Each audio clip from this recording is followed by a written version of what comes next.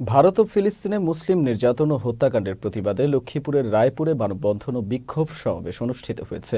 মঙ্গলবার শহরের শহীদ ওসমান চত্বর সংলগ্ন সড়কে রায়পুর যুব সমাজের উদ্যোগে এই কর্মসূচি পালন করা হয়। এদিকে গাজীপুরের গাছা থানা বিএনপির সাংগঠনিক সম্পাদক সালাম মণ্ডলের নাম জড়িয়ে বিভিন্ন পত্রিকায় সংবাদ প্রকাশের প্রতিবাদে সংবাদ সম্মেলন অনুষ্ঠিত হয়েছে। বুধবার বিকেলে গাজীপুরের ৩২ নম্বর ওয়ার্ড এর গুতিয়ারা এলাকায় এই সংবাদ সম্মেলনের আয়োজন করা হয়। অন্যদিকে চট্টগ্রামের মিরসরাই উপজেলা ও পৌরসভা বিএনপির আহ্বায়ক কমিটি বিলুপ্ত করায় তারেক রহমানকে অভিনন্দন জানিয়ে মিছিল ও সমাবেশ করেছে মিরসরাই উপজেলা পৌরসভা ও বারৈয়ারহাট পৌরসভা বিএনপি। বুধবার বিকেলে মিরসরাই পৌর সদরে মিছিল ও সমাবেশ অনুষ্ঠিত হয়। এছাড়াও পাবনার ঈশ্বরদীতে সাবেক স্বামীসহ পরিবারের সদস্যদের মিথ্যা মামলায় হয়রানির অভিযোগে শ্রাবন্তী ইয়াসমিন নামে এক নারীর বিরুদ্ধে মানববন্ধন ও বিক্ষোভ করেছে ভুক্তভোগী পরিবারসহ এলাকাবাসী।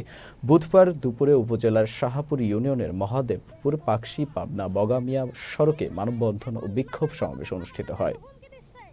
সেটা হচ্ছে আদালতে করে বিচার সালিশ করার পরে তাকে বের করে দেওয়া হয়।